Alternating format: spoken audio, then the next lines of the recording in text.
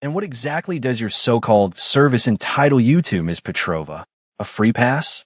A deferential nod from a society that has moved on while you were, and I'm quoting from this rather thin file, unemployed for extended periods? You stand before this court, a symbol of dereliction, asking for leniency on the basis of a past you refuse to elaborate on. You are a coward, hiding behind vague notions of duty to excuse a present failure. The crowd in the gallery, a mix of bored civil servants and anxious defendants, offered a few nervous, sycophantic chuckles, a ripple of sound that validated the judge's pompous cruelty. Judge Marcus Thorne leaned forward over the polished oak of his bench, his black robes a theatrical cape of authority, his face a mask of smug certainty. He relished these moments, the public dismantling of what he considered undeserved pride. But the woman before him, Anna Petrova, did not flinch. She did not weep. She did not even blink. Her hands, resting calmly on the defendant's table, did not tremble. They were still, palms down, fingers relaxed, a study in absolute composure. Her posture was erect, but not defiant, a straight line of quiet endurance in a room designed to make people crumble. There was nothing remarkable about her. Plain clothes, hair pulled back without ceremony, a face that would be forgotten the moment you looked away. She was the embodiment of unremarkable, the very picture of the anonymity the judge so despised. But deep in the back row, almost hidden in the shadows near the heavy courtroom doors, a man in a crisply tailored suit, a man with 4 silver stars gleaming discreetly on his collar, shifted his weight. General Madsen, there for a completely unrelated commendation ceremony later that day, had only stopped in out of procedural curiosity. He saw the judge's performance, the crowd's reaction, and the woman's profound, unnerving stillness. And when the general saw her stance, the precise, economical way she held her body, a specific training memory from decades ago, from a place that didn't exist on any map, flickered in his mind like a phantom limb. He saw not a coward, but a sentinel. He saw not weakness, but a level of control so absolute it was invisible to the uninitiated. If you believe that true strength is found not in the volume of the voice, but in the weight of the silence, type competence below. The judge's words hung in the air, thick and acrid like cordite smoke after a premature detonation.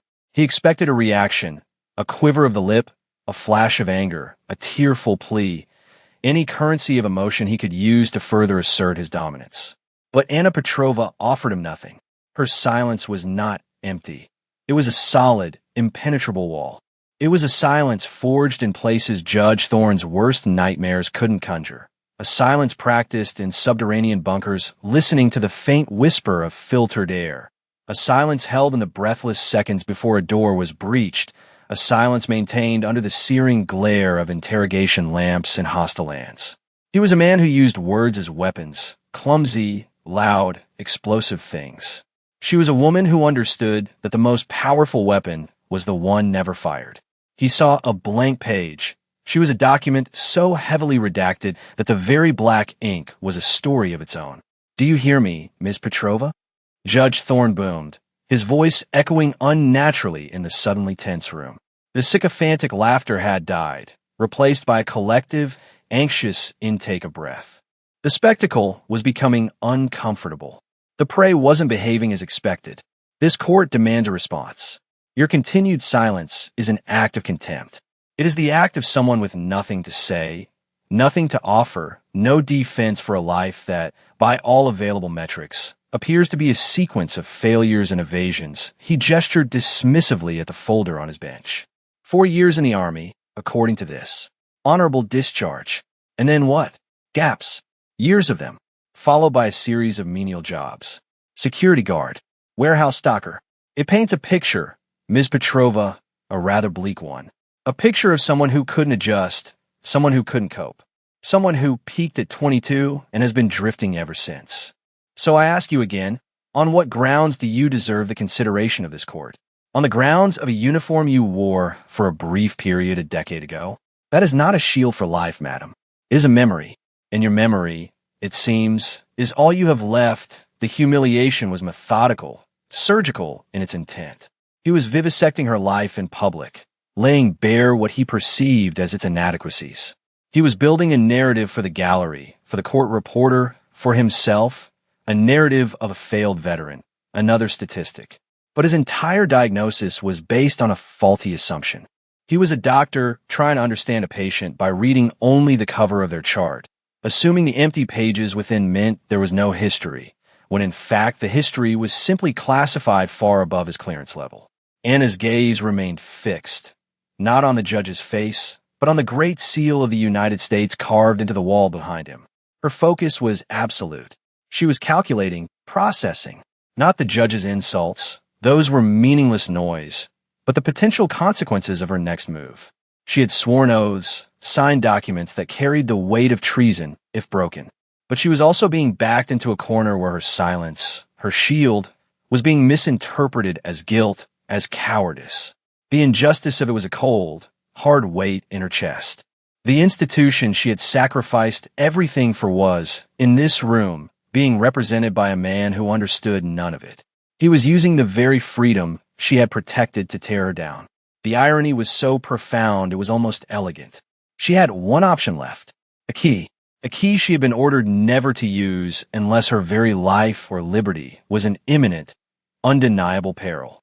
A key that would unlock a door she had sealed shut a long time ago. She had to decide if this man, this pompous, ignorant man, constituted such a peril. The air in the courtroom grew thin, charged with the ozone of an impending storm. Judge Thorne, mistaking her deliberation for intimidation, pressed his advantage.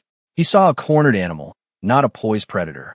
"Your insolence is astounding," he declared, his voice rising in volume, a crescendo of self-righteous fury. "You come into this house of law and make a mockery of its proceedings with your stubborn, childish silence.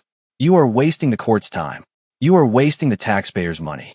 You are a drain, Ms. Petrova, and it is the duty of this court to adjudicate drains on our society." He slammed his gavel down, a sharp crack that made several people in the gallery jump. The sound was an exclamation point on his tirade of contempt. "I am finding you in contempt of court, and I am denying your petition for dismissal. The charges stand. Furthermore, I am remanding you for a full psychological evaluation.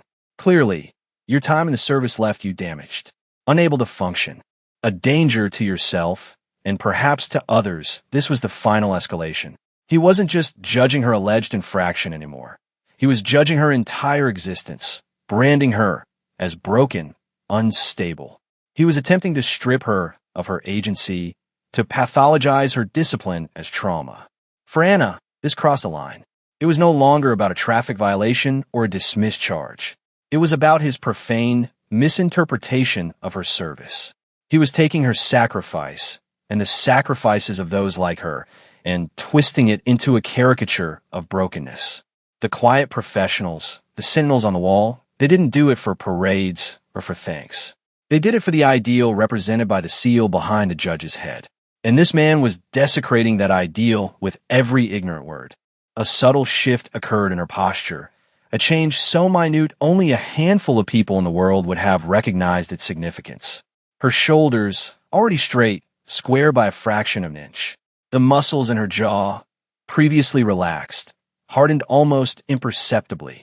Her breathing, which had been a slow, meditative rhythm, paused for a single, controlled beat. She was no longer absorbing the attack. She was preparing to counter. The decision had been made. Protocol would have to be broken. Oaths would have to be bent. Because the alternative was to allow this man's narrative to become her reality, to let his arrogant ignorance stand as the official record. She owed it to the ones who never came home, the ones whose names were etched on a black wall in a building no one knew existed, not to be labeled a coward in a public court by a man who had never known a day of true risk in his entire comfortable life. The demonstration of skill was not going to be a physical act. It was going to be a single deployment of information, a weaponized piece of data so potent it would shatter the entire context of the room. It was the ultimate refutation of his insults, the most precise and devastatingly effective round she could fire. She drew a single, steady breath. It was not a gasp of fear or a sigh of resignation. It was the slow, deliberate intake of a sniper before squeezing the trigger, the controlled breath of a pilot pulling high GS, the final centering breath of an operator before stepping through a door into chaos. The sound of that one, quiet inhalation seemed to suck all the other noise from the room. The shuffling of papers, the low hum of the fluorescent lights, the distant wail of a siren. It all faded into a muffled backdrop. Every eye was on her. The judge, his face flushed with victory, leaned back, ready to deliver his final sentencing. The bailiff shifted his weight, preparing to escort her out. The court reporter's fingers hovered over her keys, ready to type the final chapter of Anna Petrova's public disgrace. In that suspended moment, Anna's eyes flickered from the seal on the wall and met Judge Thorne's gaze directly for the first time. Her eyes were not angry. They were not pleading. They were calm, an ancient, profound calm. It was the calm of a deep ocean trench, a place of immense pressure and absolute stillness. And then she spoke. Her voice was not loud. It was clear, low, and perfectly modulated, carrying across the silent room with an authority that defied its volume. It was a voice stripped of all emotion, a voice that simply delivered data. She said only 5 words, requesting authentication for Operation Sentinel Aegis. The words meant nothing to 99% of the people in the room. They were just a strange, formal string of syllables. To Judge Thorne, it was meaningless jargon, perhaps some desperate, pathetic attempt to sound important. He opened his mouth to mock her, to ask what ridiculous movie she had gotten that line from. But the words never came out, because the reaction from the back of the courtroom was instantaneous and electrifying. General Madsen, the man with the 4 stars on his collar, shot to his feet as if struck by a bolt of lightning. The chair he was sitting on scraped loudly against the marble floor, a violent shriek in the otherwise perfect silence. The sound of that chair was the sound of a world turning on its axis. The general's face, which had been a mask of detached observation, was now utterly transformed. It was a mixture of profound shock, dawning horror, and a surge of something that looked like absolute, unadulterated reverence. He didn't look at the judge. He didn't look at the gallery. His eyes, wide with disbelief, were locked on the unremarkable woman at the defendant's table. The entire room turned, a wave of confused faces following the general's explosive movement. The bailiff's hand, which had been ready to take Anna's arm, froze in midair. The court reporter's jaw dropped. Judge Thorne's smug expression dissolved, replaced by a slack-jawed, sputtering confusion. He had lost control of his courtroom. The narrative he had so carefully constructed had just been obliterated by a phrase he didn't understand, but which had just made a 4-star general leap to his feet as if the President of the United States had just walked into the room. The silence that followed was no longer tense. It was deafening. It was absolute. It was the sound of 100 minds simultaneously trying to process an event that did not compute. Anna Petrova had not raised her voice. She had not offered a defense. She had simply spoken a code name, and in doing so, she had silenced the entire courtroom. General Madsen did not hesitate. He moved with a purpose and economy that belied his age, his steps echoing with sharp, authoritative reports on the polished floor as he strode down the central aisle. The crowd parted for him as if he were a force of nature. He walked directly to the bailiff, a man a head taller and 50 pounds heavier, and spoke in a low, urgent voice that was not a request, but a direct order from the highest echelon of command. Secure this courtroom. No one in or out. No recording devices. No transmissions. Now, the bailiff, a former Marine sergeant, instinctively recognized the tone. It was a voice that expected and received immediate, unquestioning obedience. He nodded curtly, his face pale, and moved to lock the heavy doors, his hand resting on his sidearm, not as a threat, but as a sudden, grim necessity. The general then turned and faced the bench. He did not ask for permission to approach. He approached. His eyes never left Judge Thorne, and for the first time that day, the judge looked small, his theatrical robes suddenly looking like a cheap costume. Your Honor, Madsen began, his voice a low, dangerous rumble of controlled fury. You will strike the last 10 minutes from the record. You will clear the gallery, and you will give me 5 minutes with Ms. Petrova's file. This is not a request. This is a matter of national security. The phrase national security was a key that unlocked a different level of protocol. The judge, his face a mottled canvas of purple and white, could only stammer, I don't understand. Who are you? What is this operation? Madsen's gaze was glacial. I am General Thomas Madsen, United States Army. And you, sir, are a civilian who has just committed a catastrophic breach of protocol by forcing the identification of a protected asset. He turned his head slightly, his eyes finally landing on Anna. His entire demeanor softened. The hard edge of his voice vanished, replaced by a tone of profound, almost paternal respect. He gave her a short, almost imperceptible nod, a gesture of apology and reassurance. Then he turned back to the utterly bewildered judge. That name she spoke, Your Honor, is not a plea. It is not a defense. It is a distress signal. It is a failsafe. It is the verbal equivalent of pulling a pin on a grenade that takes down the whole room to protect the mission. For her to have used it here, in your courtroom, you cannot possibly comprehend the magnitude of your error. He walked to the clerk's station, held out his hand, and said simply, the file. The clerk, a woman who had worked in the courthouse for 30 years and had seen everything, fumbled with the thin manila folder as if it were radioactive, her hand shaking as she passed it to him. The general didn't open it. He held it, his thumb tracing the name Petrova on the tab. He knew what he wouldn't find inside. There would be no mention of the Defense Clandestine Service, no record of her time with the Intelligence Support Activity, no citation for the Distinguished Service Cross she had received in a ceremony attended by 3 people in a windowless room deep beneath the Virginia countryside. The file was a fiction, a carefully constructed cover story designed to let a ghost walk among the living. And Judge Thorne had tried to put that ghost on trial. The general pulled a small, hardened satellite phone for his jacket, a device that looked alien and menacing in the mundane setting of a local courthouse. He pressed a single button, and the device chirped to life, bypassing all civilian networks. He turned his back to the courtroom, creating a small pocket of privacy, and spoke in a low, coded language. Olympus is calling. We have a Sentinel Aegis activation. Civilian court, public record. I need authentication and protocol guidance. Priority Alpha. He listened for a moment, his face grim. The voice on the other end was inaudible to anyone else, a squawk of encrypted data. He nodded. Understood. Authorization code is Tango Victor 79er. Confirming asset identity. Petrova, Anna. Yes, sir. That one inch he paused again, a longer pause this time. A flicker of deep sadness crossed his features. Yes, sir. I'm aware of her history. I was her handler on the Damascus objective. I will handle this. Olympus out. He clicked the phone off and slipped it back into his pocket. The entire exchange had taken less than 30 seconds. But in that time, the fate of everyone in the room had been irrevocably altered. He turned back to face the judge, his face now a mask of cold, professional duty. He held up the thin file.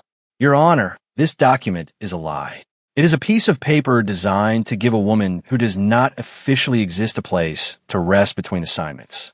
The gaps in her employment you so mockingly pointed out, let me fill one in for you. In the spring of 2014, while you were likely ruling on zoning disputes, Ms. Petrova was operating alone for 94 days behind enemy lines in the Helmand province, gathering intelligence that directly prevented a multi-pronged attack that would have killed over 200 American soldiers. She was not unemployed, sir. She was saving lives while living in a hole in the ground, a hole she had dug with her own hands. He tossed the file onto the judge's bench. It landed with a soft, pathetic slap. The menial jobs, the warehouse work, that is called maintaining a low profile. It is the discipline of a professional who understands that ego is a liability. It is a deliberate camouflage to avoid the attention of people like you. People who see a quiet woman and assume she is a weak 1 inch. He began to pace slowly in front of the bench, his voice dropping, becoming a lesson rather than an accusation. Operation Sentinel Aegis is not an operation in the traditional sense. It is a designation, a classification reserved for a handful of individuals in our nation's history. These are deep cover intelligence operatives, ghost soldiers who are completely disavowed. They have no official record, no lockup. If they are captured, we deny their existence. In return for this extraordinary risk, they're given one thing: a get-out-of-jail-free card for life. That code name she spoke is a kill switch for any domestic legal proceeding. When it is spoken, it is a command, not a request. It means cease all action, erase the record, and walk away. It is a protocol of last resort, to be used only when the civilian world they protect becomes a threat to their anonymity. He stopped pacing and looked directly at the judge, his eyes burning with a righteous fire. Today, you became that threat. You took a national hero, a woman who has bled on 3 continents for this country, and you called her a coward. In your arrogance, in your monumental, breathtaking ignorance, you backed her into a corner and forced her to reveal herself. The damage you have done today is incalculable. You have put a target on her back. You have compromised a priceless asset. He then turned to Anna, who had remained standing, silent, and still through the entire revelation. He walked over to her, stood before her, and drew himself up to his full height. He did not offer a handshake. He did not put a hand on her shoulder. He rendered a slow, perfect formal salute.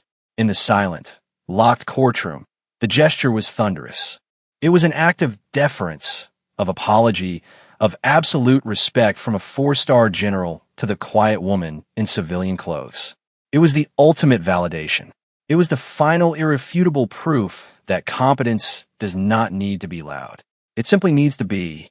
The story of what happened in Judge Thorne's courtroom did not break on the evening news. It was never printed in a newspaper. The official court record for that day shows only a single entry for Anna Petrova. Case dismissed with prejudice by judicial order.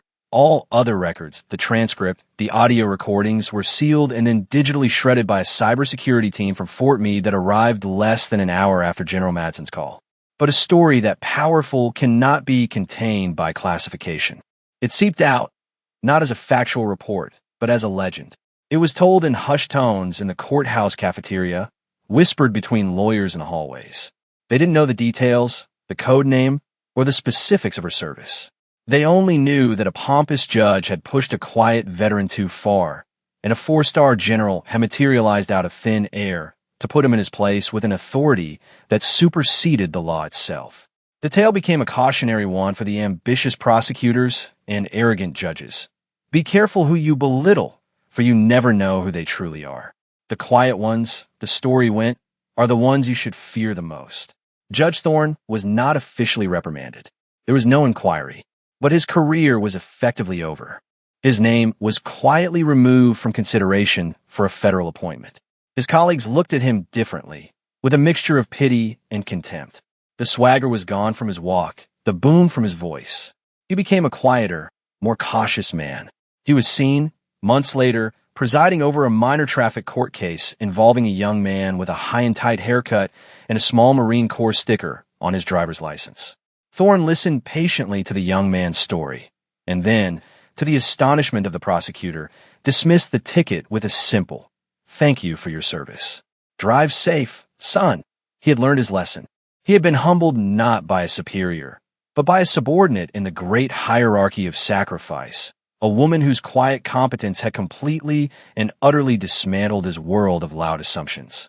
The legend spread further, reaching the barracks and forward operating bases around the world. It was told by grizzled NCOs to their young troopers as a lesson in professionalism. You don't have to be the loudest guy in the room. A first sergeant would say, cleaning his rifle. You just have to be the most competent. Let the politicians and the blowhards make the noise. Your job is to be the silent professional, the one they call when the noise isn't enough. Your worth isn't in the medals on your chest. It's in the skills in your hands and the discipline in your heart. There are ghosts out there, people like you, who hold this whole thing together, and they don't do it for the glory. They do it for the guy next to them and for the flag on their shoulder. Remember that the story became a piece of institutional folklore, a modern myth about the quiet warrior who walked among the unaware. A name was even given to the phenomenon of underestimating a veteran. Getting Petrovid, it was a warning, a meme that carried a profound truth within the military subculture. Anna Petrova, of course, disappeared. One day, her small apartment was empty. Her name was removed from the lease. She left no forwarding address. To the world, she had simply drifted away, another transient soul, just as the judge had predicted. But she hadn't drifted. She had been relocated, given a new name, a new cover story, a new life in a quiet town where no one knew her. The system, once alerted, moved to protect its own. General Madsen had overseen the arrangements personally. His last conversation with her was not in an office, but on a park bench overlooking a small, peaceful lake. He didn't apologize in words. His presence was apology enough. "We failed you, Anna," he said, looking at the water. "The system is designed to protect you from them." He nodded towards the world of civilians. "Not from us." Anna watched a duck land on the water, its feet skidding for a moment before it found its grace. "The system didn't fail, sir," she replied, her voice as calm as ever. "A man failed. Men are imperfect. The system, the ideal, is still worth it." Her humility, even after everything, was staggering. She held no resentment. She expressed no anger. Her discipline was so ingrained that it transcended personal insult. Her focus remained, as always, on the mission, on the larger purpose. Before he left, the general handed her a small, heavy coin. It was plain, dark metal, with no markings except a single, stylized engraving of a sentinel's helmet on one side and a shield on the other. "There are only a handful of these," he explained. "It's not a medal. It's a key. If you ever find yourself in a room like that again, you don't have to speak. Just put this on the table. The right people will know what it means." It was a symbol of her legacy, an artifact of the day her silence had proven more powerful than a judge's gavel. She took it, her practiced, steady fingers closing around the cool metal. It was a physical representation of the respect she had never asked for, but had earned 1,000 times over in silence and shadow. Her legend continued to grow not because of what she did, but because of what she represented. The quiet professional, the unassuming hero whose true worth was measured in actions, not accolades. Her story became a reminder that the world is full of people whose resumes don't tell the whole story, whose quiet demeanor masks a deep well of experience and strength. It became a testament to the idea that respect is not something you can demand with a loud voice, but something you command with demonstrated, undeniable competence. Her one act in that courtroom had created a ripple that would continue to spread long after she was gone, a permanent lesson etched into the culture of the very institution she served. The years passed. Judge Thorne retired, a diminished figure who spent his final years in quiet obscurity, his courtroom thunder a distant memory. General Madsen eventually retired as well, his final speech to the cadets at West Point containing a now famous passage. "Look around you," he told the sea of gray uniforms. "The person to your left and your right may one day command armies, or they may be asked to become a ghost, to serve without recognition, to live a life of profound and lonely sacrifice. Do not ever make the mistake of assuming you can measure a soldier's worth by the rank on their collar or the ribbons on their chest. The most valuable weapon in our arsenal is not a missile. It is not a tank. It is the disciplined, competent, and silent professional who gets the job done when no one is watching. Their legacy is not written in history books. It is written in the continued existence of our free society." Never forget that his words echoed the lesson of Anna Petrova, a lesson that had now been fully integrated into the military's ethos. In that courthouse, a small, discreet brass plaque was eventually installed on the wall of the hallway outside Courtroom 4B. It didn't mention Anna's name. It didn't mention the judge or the general. It simply read, "Let us be silent, that we may hear the whisper of the truth." It was a quiet tribute, a subtle acknowledgement of the day that silence had spoken with more authority than the law itself. The story of Anna Petrova became more than just a story. It became a principle. It was a living example of the triumph of demonstrated competence over superficial arrogance, of quiet duty over loud ego. It championed the profound idea that true worth is proven through action, not words, and that the deepest respect is earned in silence, not demanded by proclamation. Her ghost haunted the halls of power and the corridors of justice, a constant, invisible reminder that assumptions are the enemy of wisdom, and that the most unassuming person in the room might just be the most dangerous, the most skilled, and the most heroic. Her legacy was not a statue in a park or a building named in her honor. Her legacy was a change in perspective. It was the moment of hesitation a superior now took before judging a subordinate. It was the seed of doubt planted in the mind of the arrogant. It was the quiet confidence instilled in the hearts of those who serve in the shadows, knowing that their true value is understood by the few who matter, even if it is invisible to the many. True strength did not need to announce its presence. It was felt, an undeniable gravity in a world of noise. The world is built on the shoulders of quiet professionals. They are the engineers who design the bridges you cross without a second thought, the surgeons whose steady hands work miracles behind a sterile curtain, the intelligence analysts who connect disparate dots in a basement office to prevent a catastrophe you will never know happened. They do not seek the spotlight. They do not crave applause. Their reward is the work itself, the successful completion of the mission, the quiet satisfaction of a job done with precision and honor. Anna Petrova was one of them, an exemplar of an ancient archetype, the humble master whose skills are so profound they require no advertisement.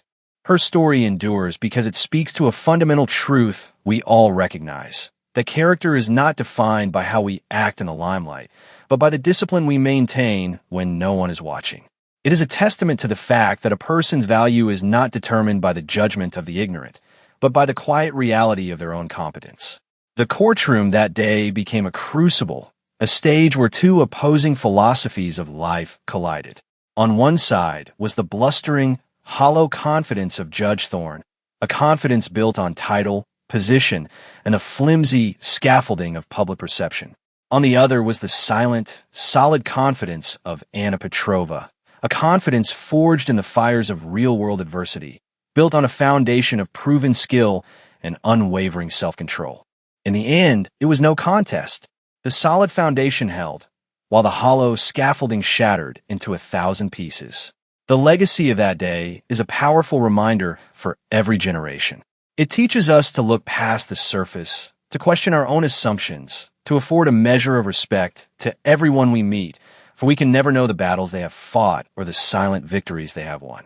It is a call to cultivate our own quiet competence, to focus on being good at what we do rather than on being seen as good.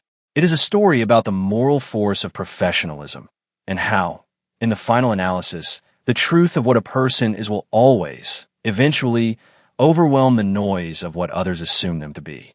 The quiet professional seeks no validation, for the work is its own validation.